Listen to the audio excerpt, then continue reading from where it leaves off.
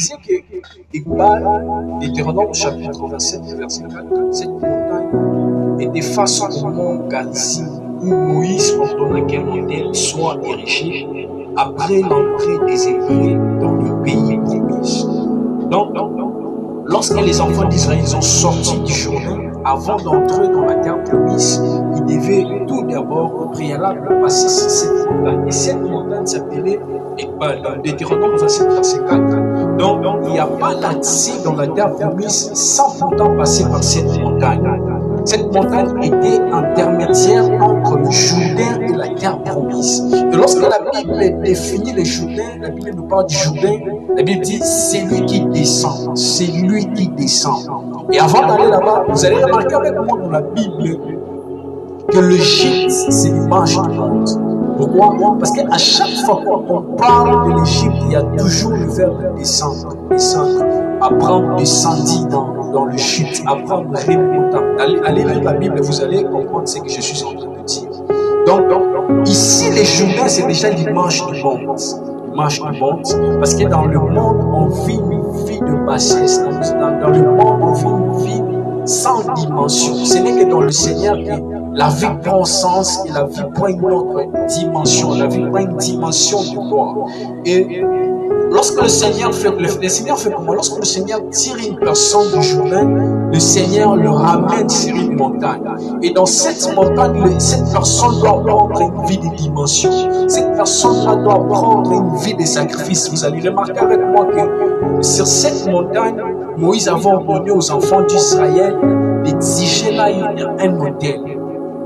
Donc, avant même d'aller dans la terre promise, avant d'entrer dans la terre promise, il devait toujours passer sur cette montagne. Et c'est la même chose que le Seigneur fait aujourd'hui.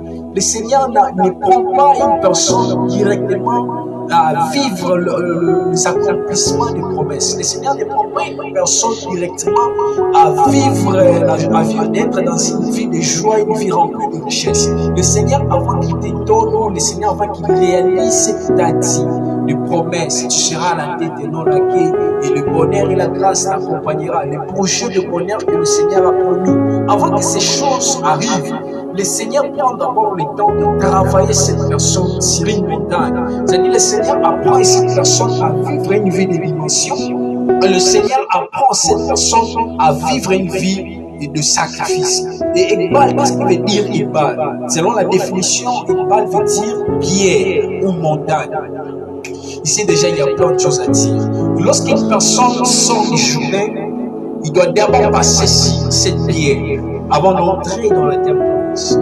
Et la pierre que je parle, la Bible dit, la pierre qui a été rejetée par ceux qui baptisaient, et cette pierre est devenue le principal de l'âme. Alléluia. Et Christ dit que je suis le pierre angulaire. C'est-à-dire que le pierre que je parle ici, c'est Jésus.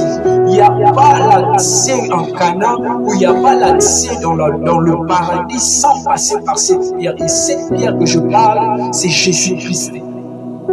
Tu ne peux jamais entrer dans une vie de joie, tu ne peux jamais accéder dans une vie de bonheur sans passer par cette pierre.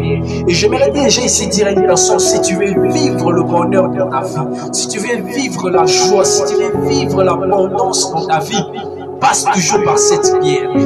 Et cette pierre que je parle, c'est Jésus-Christ. C'est Jésus-Christ. Alléluia. Je parle donc de Jésus-Christ.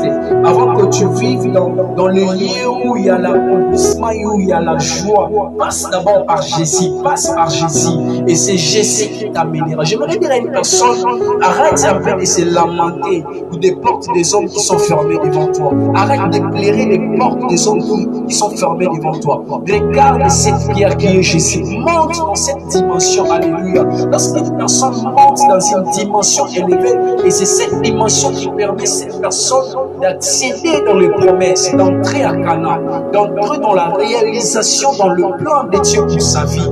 Et le plan de Dieu dans la vie d'une personne dépend de la dimension dont cette personne prend. Il est possible que tu restes et sans pourtant vivre, alléluia, sans voir ce que Dieu a parlé dans ta vie. Pourquoi? Parce que tu n'as pas appris une vie de dimension, le jour où tu apprendras une vie de prière élevée, le jour où tu apprendras une vie de sacrifice, c'est par là que tu vivras les choses que le Seigneur avait parlé sur ta vie. Que Dieu vous bénisse abondamment. Retrouvons-nous bientôt.